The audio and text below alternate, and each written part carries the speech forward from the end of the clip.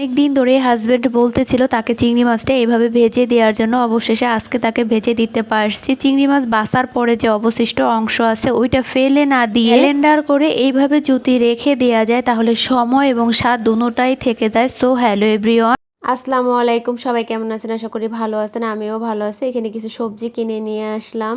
গতকালকে রান্না করতে যেয়ে ফ্রিজ খুলে দেখি বাসায় কোনো সবজিই নেই। এই জন্য আজকে সকালে ঘুম থেকে উঠে নাস্তাটা কোনো রকম নাকে মুখে শেষ করে চলে গেছিলাম বাজারে কাঁচা সবজি কেনার জন্য। কালকে তো কোনো রকম ফ্রিজ খুঁজে ঠুজে অনেকদিন আগের এনে রাখা করলা ছিল, সেগুলোই ভাজি করে ডাল রান্না করছিলাম আর একটা মাছ ভুনা করে চালিয়ে দিছে। আজকে আর কোনোভাবেই সম্ভব না, এই জন্যই মূলত বাজার করে নিয়ে আসা। মাছ মাংস না থাকলেও তেমন একটা সমস্যা হয় না, সবজি থাকলে কোনো একটা কিছু করে খাওয়া যায়। আর যদি সবজিই না থাকে শুধু মাছটা খেতে ভালো লাগে না। মাছ ডাল এবং একটা ভাজি আমাদের বাসায় লাগবেই লাগবে। যাই হোক, এখানে আমি সব বাজারগুলো বের করে নিয়েছি। এই বছর তো মাশাআল্লাহ এখন পর্যন্ত টমেটো খেতে পারতেছি, আর খুবই অল্প দামে। কোনো বছরই এরকম কম দামে আর কি টমেটো বা কোনো সবজিই খেতে পারিনি। এই বছর যেরকম খাচ্ছি এখন পর্যন্ত। তো চলে গেছে কবে, মাশাআল্লাহ এখন সবকিছুই সাধ্যের ভিতরেই পাওয়া যায়, চাইলেই সেটা আপনি কিনে খেতে পারেন। এখন আর আগের মতো নাই যেই জিনিসটা আমি দাম শুনে পিস থেকে পা নিয়ে চলে আসবো, এরকম আর হয় না এখন। শুধু শাকসবজি আনিনি, সাথে কিছু মাছও নিয়ে আসছি। আপনাদের ভাই আজকে অনেকদিন যাবতীয় বলতেছিল চিংড়ি মাছ এনে তাকে ভেজে দেওয়ার জন্য, কিন্তু মাঝখানে একদিন আনা হয়েছিল, কিন্তু সেটা দিয়ে আমি তরকারি রান্না করে খেয়ে ফেলছি। তরকারিটা রান্না করা দেখে তার মনটাই খারাপ হয়ে গেছিল। সে বারবার বলতেছিল তোমাকে আমি বললাম একটা, তুমি করলা একটা। পরে তাকে বলছিলাম তুমি মন খারাপ করো না, আজকে এটা দিয়ে খেয়ে নাও, পরবর্তীতে তোমাকে আবার এনে আমি ওইভাবে ভেজে দিব। চিংড়ি মাছগুলো একদম ফ্রেশ আর নদীর চিংড়ি, প্রত্যেকটা চিংড়ির ভিতরে হচ্ছে ডিম ছিল। চিংড়ি মাছটা কিনতে যে আমার আরো একটা মাছ দেখে পছন্দ হয়ে যায়। আজকে মূলত শুধু চিংড়ি মাছটাই কেনার নিয়ত ছিল, কারণ আমার বাসায় এখনো আমি যে মাছ উঠাইছি ওই মাছগুলো শেষ হয়নি, এই জন্য আর কোনো মাছ কেনার ইচ্ছে ছিল না। এবার ভাবছি ফ্রিজে যত মাছ আছে সব খাওয়া শেষ হয়ে গেলে ফ্রিজটা ধুয়ে তারপরে হচ্ছে আমি বাজার উঠাবো, কিন্তু সেটা আর হলো কোথায়। চিংড়ি মাছ তো নিয়ে আসলাম, তার সাথে সাথে আরো একটা মাছ নিয়ে আসছি। এখানে আমি মাছগুলো সব বের করে আমি রেখে দিয়ে তারপরে এখানে শাকটা কেটে নিচ্ছি। শাক কাটার পরে হচ্ছে মাছটা আমি কেটে নেব, কারণ শাকগুলো এত ফ্রেশ ছিল, মাছ কাটতে তো অনেকটা সময় লেগে যাবে। এই জন্য শাকটা আগে কেটে আমি ফ্রিজে তুলে রাখি, আজকে রান্না করব না। আর শাক বাইরে অনেকটা সময় থাকলে শুকিয়ে যায়, মাছগুলোও তো পলিথিনের ভিতর থাকলে নরম হয়ে যাবে, এই জন্য পলিথিন থেকে বের করে রেখে দিয়ে এখন শাকগুলো আমি কেটে নিছি। শাক বেশি একটা সময় লাগবে না কাটতে। পুঁই শাকগুলো জাংলার শাক ছিল, তাছাড়া অনেকটা ফ্রেশ ছিল। অনেক সময় দেখা যায় পুঁই শাকের ভিতরে কেমন যেন একটু ছিটে ছিটে দাগ থাকে, এই শাকগুলো এরকম না,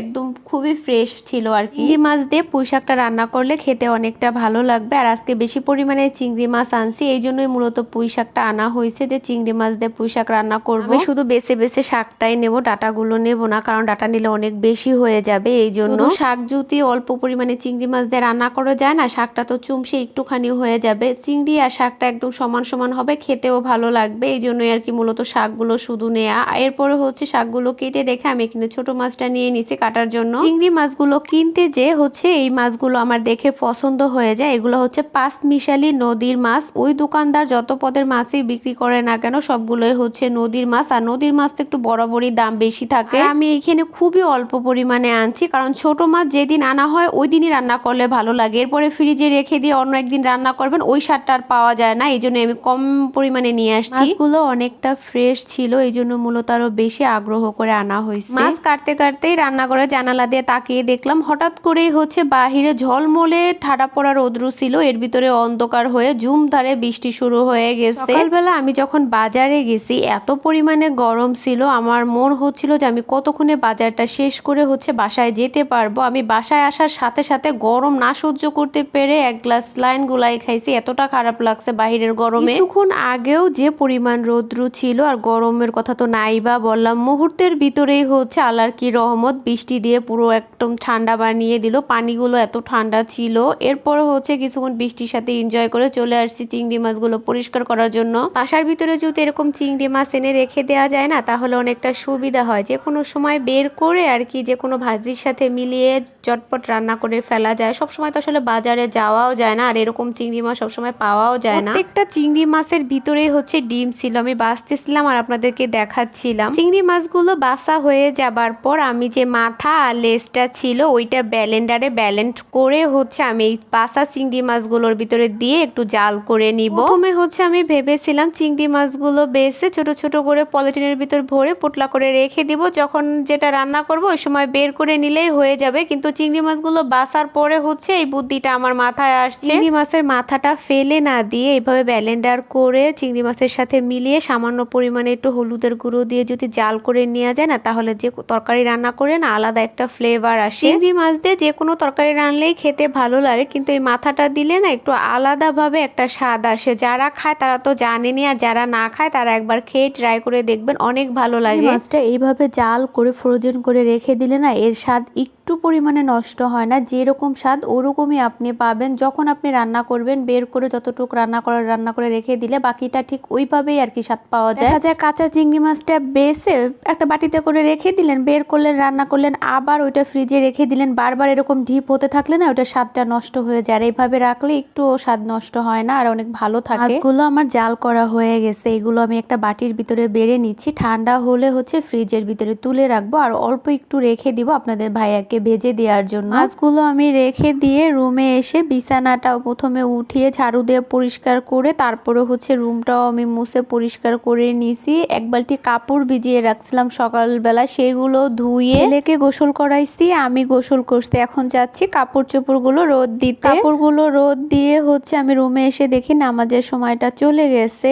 এই জন্য আগে ভাবলাম তাহলে নামাজটা একটু আস্তে ধীরেই পড়ি, আগে আপনাদের ভাইয়াকে খাবার দিয়ে নিই, ও আবার দোকানে চলে যাবে। আগের দিনের কিছু তরকারি ছিল সেটা গরম করে নিছি। গতকালকে রাত্রে যে তরকারিটা রান্না করছিলাম ওইটাও খাওয়া হয় নাই, ওইটাও গরম করে নিলাম। ভাতটা আমি আগেই হচ্ছে সামান্য পরিমাণে একটু পানি দিয়ে চুলায় বসিয়ে রেখে গেছিলাম। গতকালকে হালকা পাতলা কিছুই রান্না করছিলাম আর আপনাদের ভাইয়া রাত্রে বাসায় ভাত খায়নি। পাশের ফ্ল্যাটের ভাবি হচ্ছে পোলাও আর রোস্ট দিয়ে গেছিল, ওইগুলোই হচ্ছে আমার ছেলে আর আপনাদের ভাইয়া খাইছে। আমি তো রাত্রে খাই না, সব খাবারগুলোই ওইভাবে রয়ে গেছিল, এই জন্য এখন দুপুরবেলা গরম করে নিলাম। আর এখানে আমি চিংড়ি মাছটাও কাঁচা পেঁয়াজ আর কাঁচা মরিচ দিয়ে ভেজে নিচ্ছি। কয়েকদিন যাবতে বলছিল এরকম ভাবে চিংড়ি মাছ ভেজে দিতে। চিংড়ি মাছটা ভাজা শেষ করে ছেলের জন্য আবার একটা ডিম পোস্ট করে নিচ্ছি। তো মাছ মাংস কোনো কিছুই খাবে না, তাকে 3 বেলা 3টা আর কিছু দেই বা না দেই ডিম দিতে হবে। ছেলেকে খাইয়ে দিছে, আপনাদের ভাইয়াও খেয়ে দোকানে চলে গেছে। এখন আমি খাবারটা খেয়ে নিচ্ছি। চিংড়ি মাছ ভাজাটা অনেক মজা হয়েছিল। দুপুরের খাবারটা খেতে খেতে আপনাদের কাছ থেকে বিদায় নিয়ে নেব। এই ছিল আমার সকাল থেকে দুপুর পর্যন্ত যা যা করলাম সেগুলো আপনাদের সাথে শেয়ার করলাম। আজকের ভিডিওটা কেমন লাগলো সবাই কমেন্টে জানাবেন। ভালো থাকবেন, আল্লাহ হাফেজ।